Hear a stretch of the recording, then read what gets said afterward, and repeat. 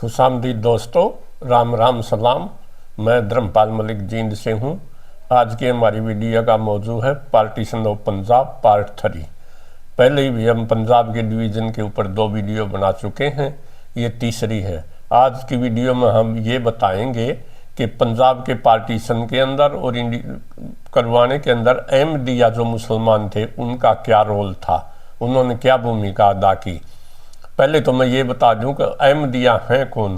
अहमदिया मिर्ज़ा गुलाम अहमद जो नहीं वो कादियाँ के अंदर पैदा हुआ था। कादियाँ जो नहीं गुरदासपुर के बटाला तहसील के अंदर एक बहुत बड़ा गांव था।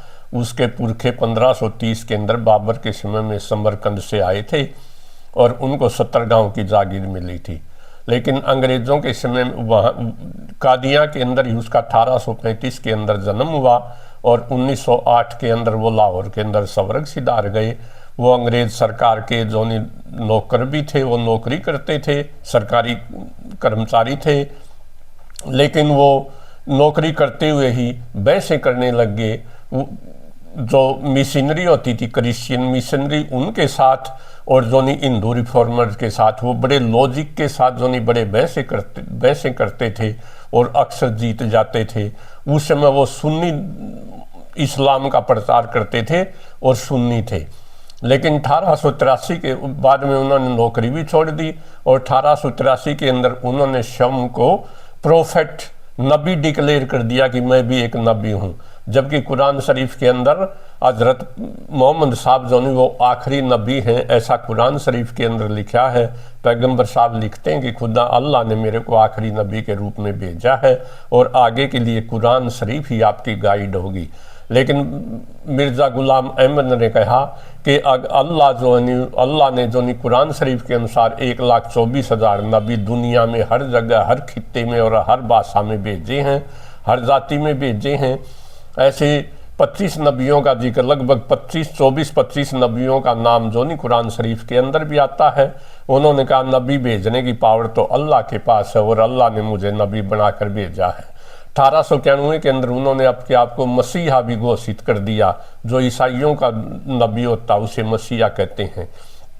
इस प्रकार सुन्नी मुसलमान और शिया मुसलमान दोनों उसको के खिलाफ हो गए और वो अहमदिया मुसलमानों को जो काफिर मुसलमान कहने लगे। लेकिन इन अहमदिया मुसलमानों की पाकिस्तान के बनवाने में भूमिका क्या थी और कैसे पंजाब का पार्टीशन हुआ, जब उनका क्या रोल था, आज हम इसके बारे में बताएंगे।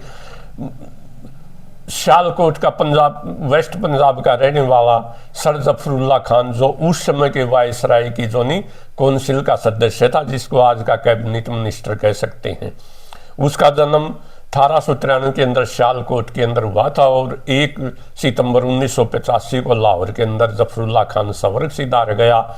जब 22, 23, 24 मार्च को 1940 को मुस्लिम लीग का सम्मेलन लाहौर के अंदर था, तो उसका जो होस्ट था वो सिकंदर याद खान था, जो पंजाब का उस समय का चीफ मिनिस्टर था। उस समय इसे प्रीमियर कहते थे, प्रधानमंत्री कहते थे। सिकंदर याद खान जो पंजाब के पार्टीशन के और इंडिया के पार्टीशन के बिल्कुल खिलाफ था। उस सम्मेलन के अंदर ये कोई प्रस्ताव नहीं था कि पंजाब पाकिस्तान की मांग रखी जाएगी।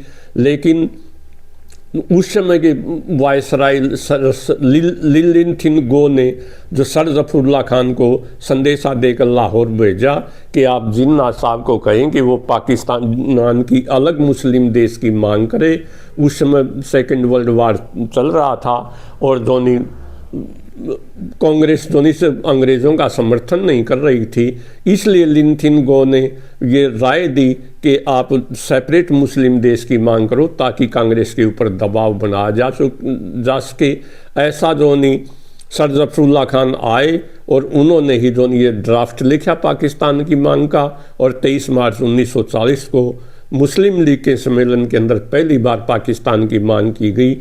ऐसा जो इश्तियाक अहमद अपनी किताब जो ये पार्टीशन, जो Ishtiaq Ahmed bloodied partition and cleansed Punjab, ये पंजाब के पार्टीशन के ऊपर सबसे अच्छी किताब है। मैंने अनेक किताबें पढ़ी हैं और ये इसके ऊपर अंदर जो है पेज नंबर 78 और 79 के ऊपर बिल्कुल साफ लिखते हैं कि वली खान का जिक्र करते हैं। वली खान ने लिखा, वो उसको वोट करते हैं कि वली खान ने जोनी sir Mohammad Zafarullah Khan a leading stalwart of the Ahmadiyya community and member of the viceroy executive council was instructed by Linlithgow to prepare a memorandum advising the Muslim League to demand a separate state। तो ये बिल्कुल साफ शब्दों में लिखा, ये बड़ी अच्छी किताब। आज की वीडियो का ज़्यादातर मटेरियल इसी से लिया गया है।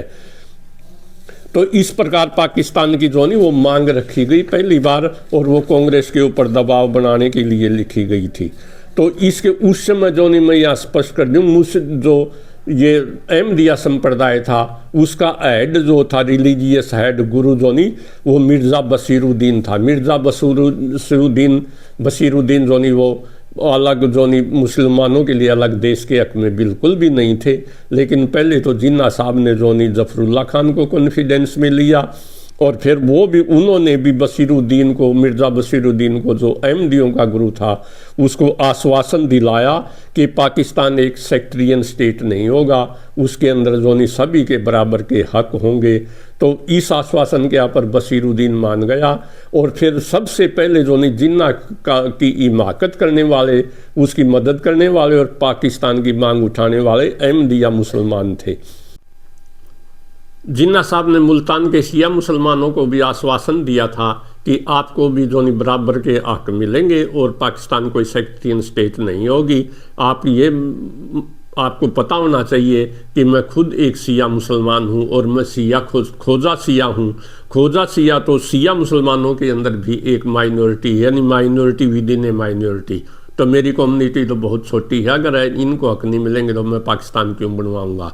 इसी तरह से जिन्ना साहब ने जो सिखों को, महाराजा पटियाला और सिख नेताओं के साथ में मीटिंग की थी, और उन्होंने सिख नेताओं को कहा था आपको पाकिस्तान के अंदर जो नहीं विशेष अधिकार मिलेंगे। जैसे जुगलूल पाशा जो मिस्र का था, उसने ईसाइयों को जो नहीं जब उन्होंने मांग रखी तो उन्होंने कहा आप अपने कोरे कागज़ पर दस्तखत करके दे दिए थे कि आप अपनी मांग लिख लीजिए, आपकी सभी मांगें मंजूर हैं। इसी तरह सिखों की सारी मांगें मंजूर होंगी। मेरा कहने का तात्पर्य यह है कि पंजाब के अंदर एक कहावत है कि पीर सबनू पुत्र देंदा है। जिन्ना साहब ने सबको जो नहीं झूठे आश्वासन दिए और पाकिस्तान बनवा लिया। मुल्ले मौलवियों को भी आश्वासन दिए, लैंडलॉर्डों को आश्वासन दिए, उन्होंने सबको जो नहीं सबकी मांगे मान ली। और यही कारण है कि आज पाकिस्तान के अंदर झगड़े पर झगड़ा हो रहा है।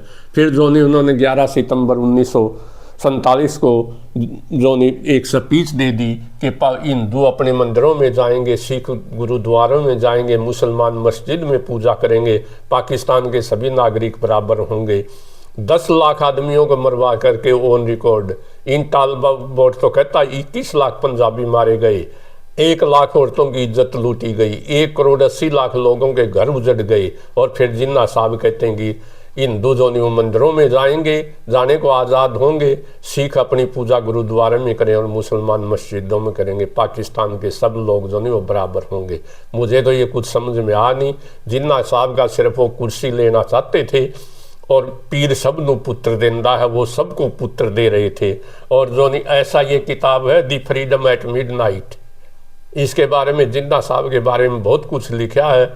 वो धर्म को भी नहीं मानते थे अगर, और इसके ऊपर पाकिस्तान के अंदर बैन लगा दिया गया है, क्योंकि इस किताब के अंदर ये बिल्कुल साफ शब्दों के अंदर लिखा है जिन्ना का धर्म से कोई लेना देना नहीं था। वो शराब पीता था, न कभी नमाज पढ़ता था, न मस्जिदों में जाता था। और इसने तो यहाँ तक लिख दिया ही ईट पोरक, ये बिल्कुल साफ शब्दों में लिखा है। He drank ate pork, religiously saved his bread and morning, and just as religious avoided the mosque is Friday, शुक्रवार को जो नहीं मस्जिद में नहीं जाता था। इसी तरह रोजीज इन दिसंबर ये किताब है, इसके ऊपर भी पाकिस्तान में बैन लगा दिया गया है कि हम तो जिन्ना के बारे में एक शब्द ही भी सुन नहीं सकते। जिन्ना जो नहीं, और जिन्ना भी यही कहता my word will be next to God in Pakistan. लेकिन उस पाकिस्तान को बनाने वाले को, जिसके शब्द जो नहीं गॉड के भगवान के अल्लाह के बाद उसके शब्द होंगे पाकिस्तान में, उसको जो नहीं एम्बुलेंस भी नहीं मिली। उसकी बहन जो नहीं फातिमा लिखती है, किताब माई ब्रदर 1955 में लिखी थी, 1987 में छपी। जबकि 1967 के अंदर वो सवरक सिधार गई कि एम्बुलेंस के अंदर वो 2 घंटे मेरे भाई जोनी मोहम्मद अली जिन्ना के मुंह और नाक में मक्खियाँ आ रही थी और जा रही थी, और मेरे नर्स के पास एक अखबार के सिवाय कुछ नहीं था मक्खियाँ हटाने के लिए, और वो 2 घंटे मैंने 200 वर्ष के बराबर काटे। वो आदमी सबको आश्वासन दे रहा था कि पाकिस्तान बन जोनी जन्नत होगा, मक्का और मदीना होगा। तो इसी प्रकार से जो पंजाब बाउंड्री कमीशन बना था, उसके अंदर जो लाहौर हाई कोर्ट के 4 जज थे, 2 जो कांग्रेस की तरफ से थे और 2 मुस्लिम लीग की तरफ से थे। कांग्रेस की तरफ से तो थे जस्टिस मेरचंद महाजन और जो सरदार जस्टिस तेजा सिंह जो सरदार थे, और मुस्लिम लीग की तरफ से थे जस्टिस दीन मोहम्मद और जस्टिस मोहम्मद मुनीर। जस्टिस मोहम्मद मुनीर ने तो जो बाद में हाई कोर्ट लाहौर के चीफ जस्टिस बने, उन्होंने एक किताब भी लिखी है जिन्ना टू जिया, जिसमें वो बहुत कुछ लिखते हैं, और ये लिखते हैं सिख जो नहीं वो पाकिस्तान पंजाब का बंटवारा ना हो इस बात पर सहमत भी हो जाते, लेकिन सबसे पहले मुसलमानों ने रावलपिंडी के अंदर जो मुसलमानों का सरेआम कत्लेआम किया था, और वहाँ न कोई मुस्लिम लीग का नेता गया न जिन्ना गया, बल्कि जवाहरलाल नेहरू और माउंट बैटन जो वहाँ गए थे। तो सिखों के साथ समझौता न होने का सबसे बड़ा कारण रावलपिंडी का सिखों का नरसंहार था। तो बाउंड्री कमीशन का जो वकील था मुस्लिम लीग की तरफ से वो सर जफरुल्ला खान था, और कांग्रेस की तरफ से MC सीतलवाड़ था। MC सीतलवाड़ स्वयं लिखता है कि जफरुल्ला खान ने इतनी बेहतरी के साथ केस को लड़ा कि वेस्ट पंजाब के अंदर कौन से हिस्से जाने चाहिए, और कि उसने मेरे से भी बेहतर तरीके से और केस लड़ा। और जब मैंने जफरुल्ला खान से पूछा कि आपने क्या फीस ली, तो उसने कहा 1 रुपया भी नहीं, जबकि मैंने लाखों रुपए फीस ली थी। जफरुल्ला खान ने इसी तरह से एक बशीर अहमद नाम के आदमी को पेश किया बाउंड्री कमीशन के सामने। जब सिखों ने ये कहा हमारा ननकाना साहिब और जो गुरु नानक देव जी का जन्म स्थान है, लाहौर हमारे जो महाराजा रणजीत सिंह की राजधानी है, गुरु अर्जन देव का शहीदी गुरुद्वारा है, तो हमें मिलना चाहिए। तो बशीर अहमद जो एक अहमदिया था, उसने कहा हमें जो कादियाँ मिलना चाहिए, क्योंकि हमारे गुरु की वहाँ कब्र है और हमारे लिए वो मक्का और मदीना है। बटाला तहसील और गुरदासपुर डिस्ट्रिक्ट हमें मिलना चाहिए। इस प्रकार अहमदिया लोगों का जो मैं कहना चाहता हूँ पाकिस्तान बनवाने में बहुत बड़ा रोल था, लेकिन उनको मिला क्या? 1953 के अंदर जो लाहौर के अंदर पहली बार जो दंगे भड़क उठे अहमदिया के खिलाफ, लगभग 2000 अहमदिया मारे गए। 1954 में जो पाकिस्तान का पहला विदेश मंत्री था सर जफरुल्ला खान, उसको इस्तीफा देना पड़ा, और जो ये पहली बार पाकिस्तान के अंदर मार्शल लॉ लगागा। उसका कारण था वो सिर्फ ये इनके खिलाफ दंगे हुए थे अहमदिया के खिलाफ। 1974 के अंदर जब भुट्टो साहब की कुर्सी हिलने लगी, हालांकि भुट्टो साहब खुद शराब पीते थे और काफ़ी शराब पीते थे, उन्होंने शराब के ऊपर पाबंदी लगा दी। अहमदियों को जो मुसलमान धर्म इस्लाम से ही निकाल दिया, उनको गैर मुस्लिम घोषित कर दिया गया, उनको काफिर कहा गया कि वो अपने नाम के आगे मुस्लिम नहीं लिख सकते। लेकिन इससे जो न तो भुट्टो साहब की कुर्सी बची और न उनकी जान बची। तो अहमदिया अब जो पाकिस्तान के अंदर मुसलमान नहीं है, शिया और सुन्नी दोनों उनके खिलाफ और दोनों उनको काफिर कहते हैं। कोई भी शिया पाकिस्तान में ऊंचे पदों के ऊपर नहीं लग सकता। इसी प्रकार से आप अब्दुल सलाम को ले सकते हैं। अब्दुल सलाम जो उसको फिजिक्स के अंदर 1979 के अंदर जो नोबेल प्राइज़ मिला था, जो पाकिस्तान का पहला नोबेल प्राइज़ था। दूसरा नोबेल प्राइज़ तो मलाला यूसुफजई को भी मिल गया शांति का, लेकिन वो पहले जो फिजिक्स का वो लेने वाले थे जिनको नोबेल प्राइज़ मिला। और जब उन्हें पाकिस्तान के अंदर राबुहा शहर के अंदर दफनाया गया 1/1/1996 को, उनकी लंदन में मृत्यु हो गई थी, उनको यहाँ पाकिस्तान में लिया गया तो उनकी कब्र के ऊपर मुस्लिम अहमदिया मुस्लिम लिखा गया, तो मुस्लिम शब्द को काट दिया गया सरकार की तरफ से। अहमदिया अपने आप नाम के आगे मुसलमान भी नहीं ले सकते, जबकि सारे वर्ल्ड के अंदर अब्दुल सलाम का नाम लिया जाता है।